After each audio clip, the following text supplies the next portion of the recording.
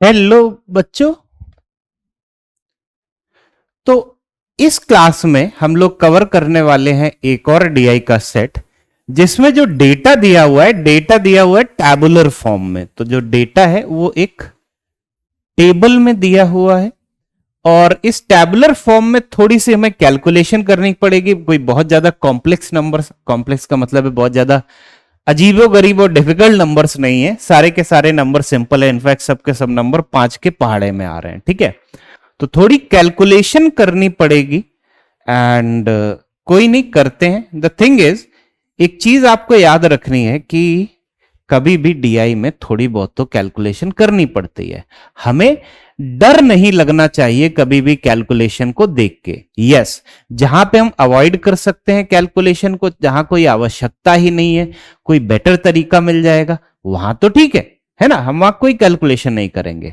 लेकिन जहां पे करनी पड़ जाए तो उससे हमें डरना नहीं है, हम प्रॉपरली कैलकुलेशन करेंगे और प्रॉपरली सॉल्व करके आगे बढ़ेंगे। ठीक है, अब चलिए स्टार्ट करते हैं। एक बार डेटा पढ़ लेते हैं।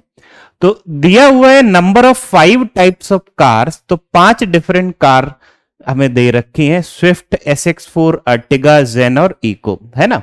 वो एक कंपनी मारुति कितनी मैन्युफैक्चर कर रही है, मतलब कितनी ये कारें वो बना रही है, और सारी की सारी वैल्यू इन थाउजेंड्स है। सारी की सारी वैल्यू इन थाउजेंड है। जैसे सन 2007 में मारुति ने स्विफ्ट कितनी बनाई, जो 250 लिखा है ना, तो इसका मतलब है 250,000। सारी की सारी वैल्यू हजार में है, तो 250,000 का मतलब क्या हुआ, 2.5 लाख। ठीक है, मतलब एक्चुअल वैल्यू निकालने के लिए इसके आगे हमें 3 जीरो लगाने पड़ेंगे। कहीं पे भी एक्चुअल वैल्यू निकालने के लिए 3 जीरो लगाने पड़ेंगे, क्योंकि सारी की सारी वैल्यू हजार में दे रखी है। डन। और डिफरेंट डिफरेंट ईयर्स का डेटा है, 1 2 3 4 5 6, 6 वर्षों का डेटा है, और 5 टाइप ऑफ कार है, मतलब 5 डिफरेंट कार मॉडल्स हैं। राइट, अब चलिए, एक बार जब हमने ये समझ लिया तो आगे बढ़ते हैं। डेटा पढ़ लिया, समझ लिया, थोड़ी बहुत कैलकुलेशन होगी, टैबुलर फॉर्म में डीआई है, तो स्ट्रेट फॉरवर्ड करेंगे। देखते हैं, जरा आगे बढ़ते हैं। अगला जो पहला सवाल है इसको देखते हैं। पहला जो सवाल है, लिखा है 2007 से 2012 के दौरान मारुति द्वारा किस टाइप की कार का निर्माण अधिकतम है। मतलब सबसे ज्यादा कौन सी कारें बनी है, सोचना, जरा दिमाग लगाना, सबसे ज्यादा कौन सी कार बनी है। अब इसके लिए हम पता है क्या करेंगे, पहली जो बेसिक जो तरीका है वो क्या होता है कि हम सबका टोटल निकाल लें। बेसिक तरीका क्या होगा, हम सबका टोटल निकाल लें। राइट, और जब हम सबका टोटल निकालेंगे तो हम ये चेक करेंगे कि आफ्टर ऑल फिर टोटल, जिसका भी टोटल सबसे ज्यादा है वही आंसर है हमारा, है ना। बेसिक तरीका ये हुआ। दूसरा जो तरीका हुआ, जिसको हम ये बोलते हैं ऑब्जर्वेशन से सॉल्व करना। हम क्या बोलते हैं, हम बोलते हैं ऑब्जर्वेशन से सॉल्व करना। ऑब्जर्वेशन से सॉल्व करने का मतलब क्या हुआ, हम अपनी कैलकुलेशन को मिनिमाइज करें और सीधा ऑब्जर्व करें, हम सीधा देखें बिना कोई ज्यादा बड़ी कैलकुलेशन किए हुए कि क्या हम इससे सॉल्व कर सकते हैं या नहीं। अब कैसे, उससे क्या होता है कि हमें कई बार क्लियरली दिख रहा होता है। अब जैसे यहां पे टैबुलर फॉर्मेट है, अगर मैं बात करूं स्विफ्ट और SX4 की, मैं जा रहा हूं ऑब्जर्वेशन वाली अप्रोच पे बिना कोई बहुत बड़ी कैलकुलेशन किए हुए। स्विफ्ट और SX4 के बारे में बात किया तो कहना से इन दोनों में स्विफ्ट ज्यादा है, वो भी 50, इसमें से SX4 ज्यादा है या स्विफ्ट कम है 30, इधर भी स्विफ्ट ज्यादा है, इधर भी स्विफ्ट ज्यादा है, इधर भी स्विफ्ट ज्यादा है, इधर भी स्विफ्ट ज्यादा है। मतलब जब हमने इनको कंपेयर किया तो एक जगह पे SX4 ज्यादा थी सन 2008 में, बाकी हर जगह स्विफ्ट ज्यादा है। तो इसका मतलब क्या हुआ, इन दोनों के कंपैरिजन में स्विफ्ट की जो total number of cars manufactured हैं वो ज्यादा होंगी SX4 से। तो स्विफ्ट ज्यादा होंगे SX4 से, तो SX4 का टोटल मैक्सिमम हो ही नहीं सकता। राइट, क्योंकि स्विफ्ट तो उससे ज्यादा है। डन। अब हमने क्या किया, अब SX4 कैंसिल, अब हमने इन दोनों को कंपेयर किया, किसको, स्विफ्ट और अर्टिगा को। वो भी कोई कंपैरिजन है, जस्ट ऑब्जर्वेशन से। अब देखना, कहने से यहां सारी वैल्यू 200 से बड़ी है, पहला अंक 2 लिखा हुआ है, यहां पहला अंक हर जगह 1 है, केवल आखिरी जगह 2 है, तो यहां तो हर जगह 200 से छोटी वैल्यू है, केवल एक जगह 200 से बड़ी है, लेकिन यहां पे तो हर जगह 200 से बड़ी है। मतलब हमें कंपेयर करने की आवश्यकता ही नहीं है, कुछ और प्रॉपर कैलकुलेट करने की, डायरेक्टली ऑब्जर्वेशन से हम बोल सकते हैं स्विफ्ट ज्यादा है अर्टिगा से। डन। तो ये भी नहीं हो सकता। अब एक काम करते हैं, जेन पे आते हैं। इसमें भी कहने से सारी की सारी 100 प्लस है, मतलब 200 से छोटी, और यहां से तो हर जगह 200 से बड़ी है, यहां तो एक ही जगह है, तो ये भी नहीं हो सकता। ई को देखा जाए, यहां पे तो सारी की सारी वैल्यू 100 प्लस है और 200 से छोटी 100 समथिंग, तो ये भी नहीं हो सकता। मतलब बिना किसी कैलकुलेशन के हमने कर लिया सॉल्व। समझ रहे हो? जस्ट बाय यूजिंग ऑब्जर्वेशन, बिना किसी कैलकुलेशन के हमने कर लिया सॉल्व, हमारा आंसर आ गया स्विफ्ट। डन, खत्म ना, इजी पीजी। इसी वजह से ना हर बार हम, ये नहीं है कि हमने सवाल पढ़ा पेन लेके जुट गए, करते रहो कैलकुलेट, करते रहो कैलकुलेट, कोई आवश्यकता नहीं है, राइट? क्योंकि अब हमें दिख ही रहा है, अगर हम इन दोनों को कंपेयर करेंगे तो ये 50 ज्यादा है स्विफ्ट, ये 30 कम है स्विफ्ट, तो फिर भी 50 ज्यादा है 30 कम है, राइट? वो उसी से कंपनसेट हो गया, फिर तो हर जगह स्विफ्ट तो ज्यादा है ही, तो SX4 मैक्सिमम हो ही नहीं सकता। स्विफ्ट और अर्टिगा में देखा, यहाँ पे तो हर जगह 100 समथिंग है, एक जगह 200 है, और यहाँ पे हर जगह 200 प्लस है, तो ये भी कम होगा। सेम चीज जेन के लिए, सेम चीज इको के लिए, तो सबसे ज्यादा जो होगा वो होगा स्विफ्ट। इनफैक्ट नंबर 2 होगा SX4, बाकी ये बहुत कम कम होंगे। डन, ठीक है। चलिए फिर एक बार अब हमें समझ में आ गया जस्ट बाय ऑब्जर्वेशन, और हमने इसे कर दिया सॉल्व बिना किसी कैलकुलेशन के। अगला क्वेश्चन नंबर 2 देखना आप लोग जरा। लिखा है 2007 से 2012 तक स्विफ्ट के उत्पादन में कितने परसेंटेज की वृद्धि हुई? स्विफ्ट के उत्पादन में कितने परसेंटेज की वृद्धि हुई 2007 से 2012 तक? अब इसमें क्या करते हैं, केवल यही दोनों ईयर्स का डेटा लेंगे, मिडिल वैल्यू से हमें कोई मतलब नहीं, मिडिल वैल्यू से हमें कोई मतलब नहीं। तो 2007 में है 250 और यहां है 275।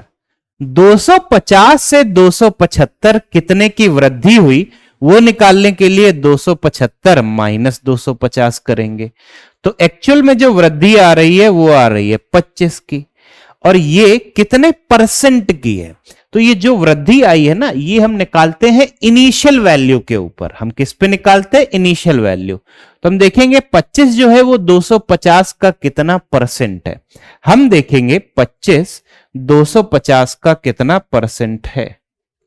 25 जो है वो 250 का कितना परसेंट है, ठीक है। अब क्या किया, 0 से 0 कैंसिल, 25 से 25 कैंसिल, बचा कितना 10%, खत्म। यही हमारा आंसर है। फिर से हमारा आंसर आया ए। Got it? आराम से, बड़े सिंपल तरीके से 250 से 275, तो जो इंक्रीज आ रही है वो आ रही है 20 की, 25 ओवर 250, तो जो 25 है वो 250 का 10% होता है। वही हमारा आंसर है, खत्म। अगला, which type of car registered continuous increase? अब बताइए आप लोग, सोचिए जरा, कहां पे कंटिन्यूअस इंक्रीज हो रहा है? इसके लिए क्या करें? कंटिन्यूअस इंक्रीज मतलब लगातार इंक्रीज ही होता जाए, कहीं डिक्रीज ना आए, लगातार बढ़ता ही जाए, कहीं पे घटे नहीं, है ना? Over the years, over the year मतलब जैसे ही हम टेबल में इधर से इधर देखें तो लगातार वैल्यू बढ़नी चाहिए, कभी घटनी नहीं चाहिए, राइट? तो कहने से इसमें भी हमें कोई कैलकुलेशन की आवश्यकता नहीं है। जरा एक बार देखना और सोचना क्या आएगा। कैसे करें, कैसे करें इस सवाल को? सीधा सीधा हमने एक एक को देखना शुरू किया। अगर मैं स्विफ्ट को देखूं तो 250 से 200 ये तो घट गई, गड़बड़ है ना, हटाओ। SX4 बढ़ी, फिर घट गई 230 से 225 घट गई, फिर से घट रही है। वैसे अगर कहीं पे घटना नहीं चाहिए, लगातार बढ़ोतरी होते जानी चाहिए। तो अब अगर ये बात है, ये भी घट गया, जैसे 230 से 225, ये भी नहीं हो सकता, कंटिन्यूअस इंक्रीज तो नहीं है बिल्कुल। अर्टिगा देखा, बढ़ा फिर घटा, 150 से 142 वैल्यू घट गई ना, तो नो, ये भी नहीं है। जेन हमने देखा, बढ़ा बढ़ा बढ़ा बढ़ा बढ़ा, वाह, जेन तो पूरा फॉलो कर रही है। इको भी देखें क्या? इको में देखोगे तो ये बराबर रह रहा है, इनफैक्ट यहां पे वैल्यू घट रही है, तो ना। तो जो हमारा आंसर है वो क्या हुआ? जेन। जेन, उसमें लगातार जो उत्पादन है वो बढ़ता चला जा रहा है, कहीं पे भी नहीं घटा या कहीं पे बराबर नहीं रहा, सेम नहीं रहा। डन। एक और ऑब्जर्वेशन से बड़े आसानी से हो गया। गॉट इट ना? चलिए आगे बढ़ते हैं, अगला सवाल देखते हैं। क्वेश्चन नंबर 4 देखना।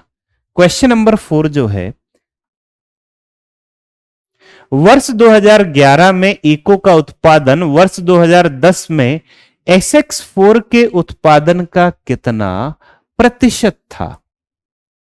वर्ष 2011 में इको का उत्पादन, वर्ष 2011 में इको का उत्पादन वर्ष 2010 में SX4 के उत्पादन का कितना प्रतिशत था?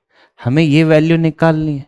मतलब 130 वो 210 का कितना परसेंटेज है, 130 जो है वो 210 का कितना परसेंटेज है, यही निकालना है ना, यही निकालना है ना। करते हैं, कैसे करते हैं?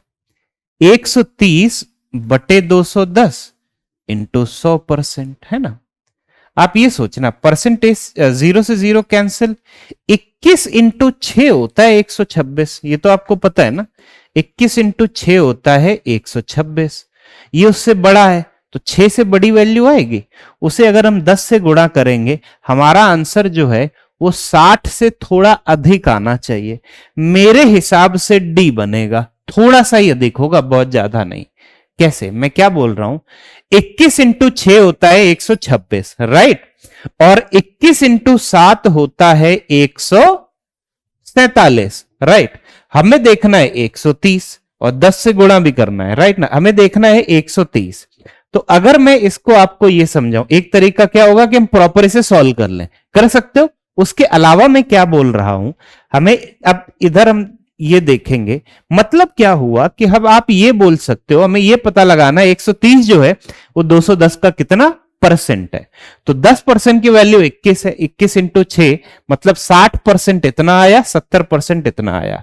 तो मैंने एक नंबर लाइन बना दी, मैंने ये बोला कि जो 60% है, 210 का 60% बनेगा 126, क्योंकि 10% की वैल्यू 21 है, 10% इंटू 6 60% आ गया है ना, और 70% की वैल्यू बनेगी 147। अब हमें यहां कहीं पे, इसके बीच में कहीं पे हमें 130 रखना है। तो जो 130 है वो 126 के बहुत ज्यादा आसपास है ना। क्या हुआ, कहां गया कहां गया कहां गया, होल्ड ऑन अ सेकेंड।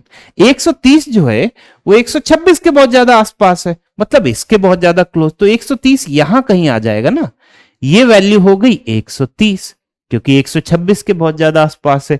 147 से तो दूर है ना, यहां 17 का गैप है, यहां 4 का गैप है, तो इसके तो बहुत क्लोज है, इससे बहुत दूर है, राइट।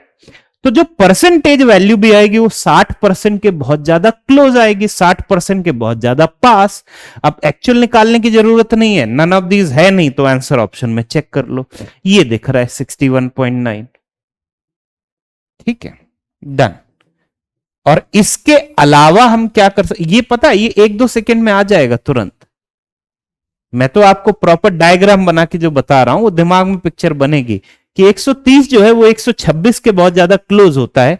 तो हमारा आंसर 60% से हल्का सा ज्यादा होगा, हल्का सा ज्यादा, 61.9 रख देते हैं, डन।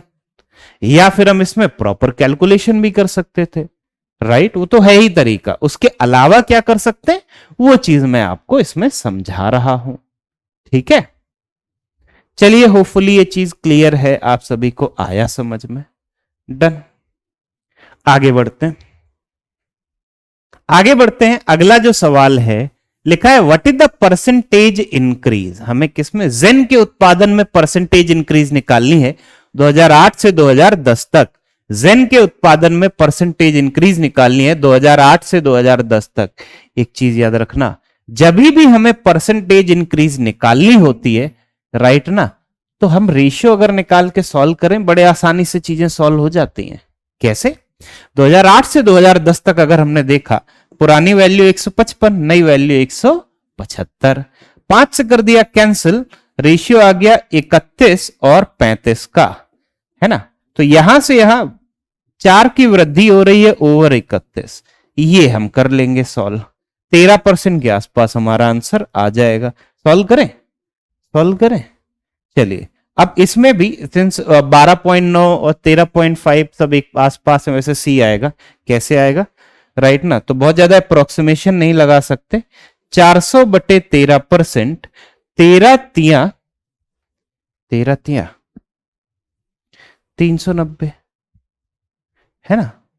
ओ सॉरी, पहले एक बार करने तो दो, अरे ये 31 है, मैं उल्टा कर दिया, I am really sorry, right. हमारे पास लिखा हुआ है 400 बटे 31%, है ना, जब 4 में 100 से गुणा किया। अब क्या किया, 31 एकम 31, बचा 9, 90 आया। 31 दूनी 62, अब उसे 90 से घटाया 28, 280 आया, वो लगभग 9 टाइम्स और जाएगा। अरे वैसे भी आप ये सोचना, अगर यहां पे 403 होता, जैसे 31 एकम 31 बचा 9, तो 90 आया। 93 अगर होता तो 3 बार एग्जैक्टली चला जाता, मतलब 403 होता तो एग्जैक्टली 13% आ जाता। अभी क्या होगा, 400 है तो उससे हल्का सा छोटा, ठीक है। उस तरह से हम कैलकुलेशन कर लेंगे। डन। चलिए, होपफुली ये चीज भी क्लियर है, आप सभी को आया समझ में। हमारा जो आंसर है अल्टीमेटली इट इज सी, हमारा जो आंसर है इट इज सी। डन। वही होता है, अप्रोक्सीमेशन हम अच्छा खासा इस्तेमाल करते हैं डीआई में, बहुत ज्यादा हेल्पफुल रहता है। कई बार हमें कैलकुलेशन अवॉइड भी करने में मदद करता है, फटाफट सॉल्व करते हैं इससे, राइट। तो चलिए फिर बच्चों, इस सेशन को रखते हैं इसी पॉइंट तक। होपफुली ये टैबुलर डीआई वाला सेट भी आप सभी लोगों को सही से समझ में आया। द मेन थिंग इज, जहां पे हम कैलकुलेशन अवॉइड कर सकते हैं वहां करेंगे, जहां कैलकुलेशन करनी है वहां तो कैलकुलेशन को करेंगे, लेकिन उससे डरेंगे नहीं। और तीसरी चीज है, बहुत सारी जगह पे ऑब्जर्वेशन से सॉल्व हो सकते हैं या फिर रेशियो से सॉल्व कर सकते हैं। तो प्रॉपर कैलकुलेशन कुछ ही केसेस में करनी पड़ती है, जहां पे करनी पड़े वहां पे कर लेंगे। अदरवाइज ऑब्जर्वेशन, रेशियो या किसी या ऑप्शन बेसिस या अप्रोक्सीमेशन किसी और टेक्निक से देखेंगे। डन। तो चलिए प्रैक्टिस करते रहिए। तो see you in the next class, have a great day, bye bye.